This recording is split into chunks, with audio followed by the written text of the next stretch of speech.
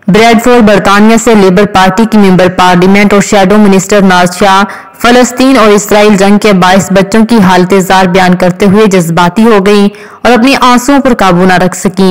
Shadow मंस्टरनाज ने हुकूमत से मुतालबा किया कि खूनरेजी रोकने के लिए हुकूमत अपना किरदार अदा करे।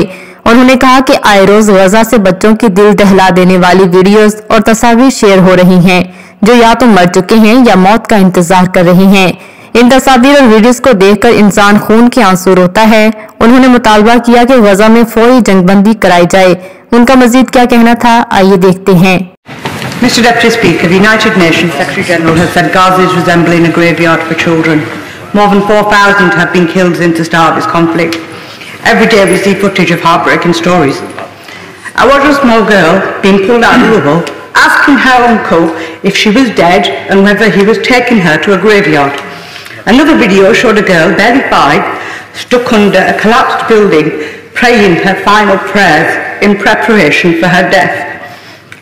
Mr. Deputy Speaker, children at their age should be not asking whether they are going to a graveyard, but whether they're going to a playground or buying ice cream or doing the usual things, not going to a graveyard and preparing for their death.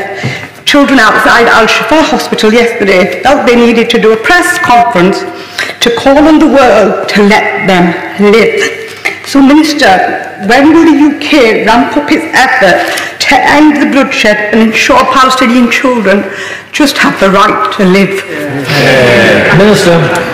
The Honourable Lady speaks with the greatest possible eloquence, and she speaks for the whole House in saying that what is happening to children in Gaza appalls us all.